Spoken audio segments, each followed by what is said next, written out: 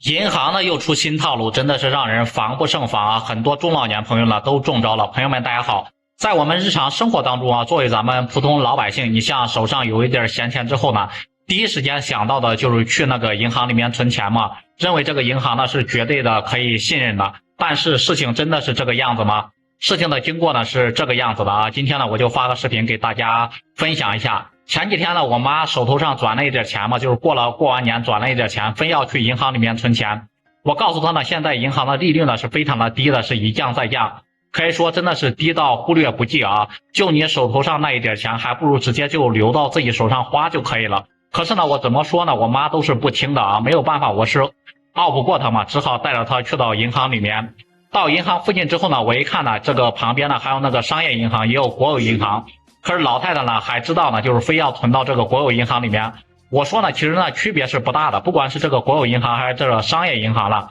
现在的利率呢都是非常低的。最后呢，我们也是进去了一家国有的银行啊，进去一问呢，工作人员就说呢，现在的存款利率是多少多少啊，是2%多。然后工作人员告诉我呢，就是2年的一个定期存款利率呢是2.1，可见这个利率到底是有多么的低啊。不过说呢，既然来了，那我们就存吧，因为就是银行里面嘛，大中午嘛，办业务的人是比较多嘛，我就让我妈呢先去排队去叫个号。我说呢，我去外面有点事情需要处理，然后呢，我妈就在那里开始排队办理啊。当我把我的事情给办完之后，然后再次回到银行之后呢，正好呢，我妈呢也把业务办得差不多了。这个时候就有一个男性的工作人员拿了好几张单子过来说让我妈来填一下。老太太呢之前也没有经历过这些嘛，别说老太太，就算我们年轻人呢也不一定懂这些弯弯绕啊。去过银行办理业务的人可能都知道啊，银行单子上面写的那是密密麻麻的，就是那种小字儿，很多东西呢我们是不知道，不认真看绝对是看不明白的。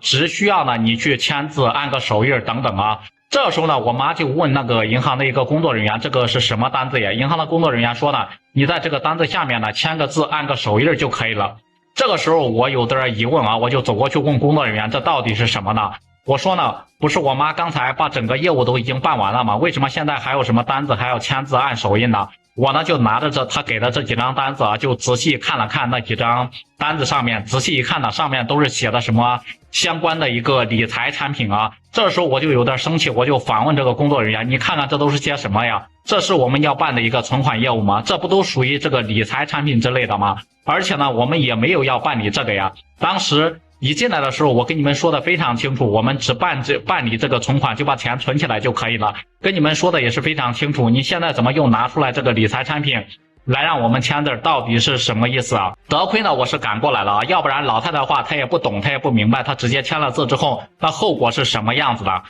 当时呢，工作人员就看我急了之后呢，旁边几个工作人员马上也都过来了，开始打这个圆场，说呢，现在呢，你既然已经办理完业务了，没有什么其他的业务办理了，如果说呢，你不想办理这个呢，那你就可以直接走了。其实呢，这些呢都是自愿的，我们也没有强迫。可能呢，当时呢，我也是被气昏了，也没有再找他们继续理论这个事情。当我回来之后呢，我就把这个事情的经过呢告诉了我一个同学，我这个同学呢也是在银行里边上班的，我就把来龙去脉的给他说了一遍。他说呢，得亏你当时没有签啊，如果说你签了的话呢，你这个存款呢很有可能就变成一个理财产品啊。我们都知道这个理财产品呢肯定是有风险的，而且呢你到银行里边办理业务的时候呢，银行工作人员会告诉你这个理财产品收益到底有多高多高，怎么样。其实呢高收益背后呢都是面临着一个高风险，很有可能呢最后呢连本金呢都保不住。相信很多人都知道网上有很多这样的一个新闻嘛。当我一听到这个话之后呢，我真的是越想越生气啊。我说呢，我必须要投诉他们。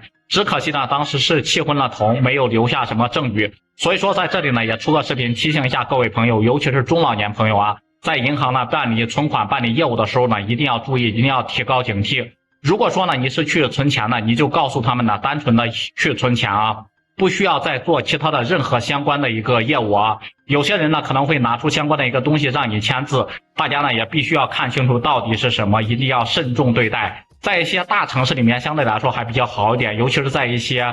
县城里面，在一些小地方的一些银行啊，很容易出现这样的一个问题，真的是让人防不胜防。好了，本期的视频呢就给大家分享到这里，不知道大家去银行然后办业务都遇到过什么样的一个套路，也欢迎在评论区里面留言讨论。